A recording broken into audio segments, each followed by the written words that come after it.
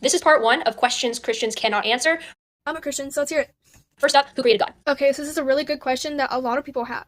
Christians say everything needs a creator, except when it comes to God. They'll say that God is the first uncaused cause. But that's just special pleading. How come the biblical God gets to be the first uncaused cause? What evidence do we have to support that? Why can't the universe itself be the first uncaused cause? Because something that needed to be intelligent enough to create, theoretically, the entire universe must have also had a creator. As a believer, you can't claim that this rule that everything needs a creator applies to everything and then exempt your favorite deity. Atheists say the exact same thing, but we make absolutely no exceptions. We're comfortable in the realm of we don't know or we don't know yet. For some reason, Christians cling to this God of the gaps fallacy, insisting that they know the answer to the question and that it was in fact God. But that is just deciding an answer with absolutely zero evidence. So the question remains, who created God?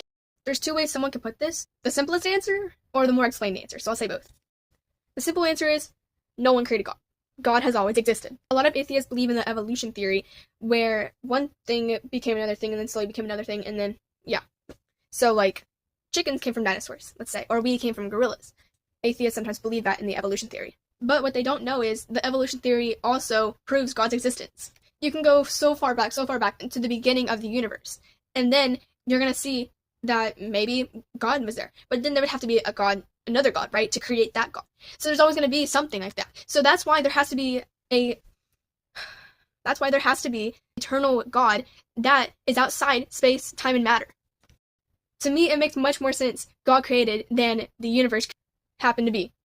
You say that Christians say God is the first uncaused cause, which is, yes, correct, because to create God 1, let's say, so God 1 would have to be created by God 2, and then God 2 would have to be created by God 3, and it just had to keep on going. There has to be something that is eternal, that lasts forever, that is infinite, and we can't understand that because we have finite brains, and so our finite brains can't understand the infinite brain that God has, or not brain, but the infinite being God has.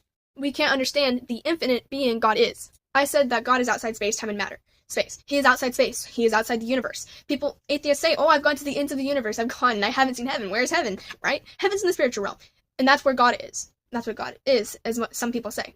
So he is outside the space, time.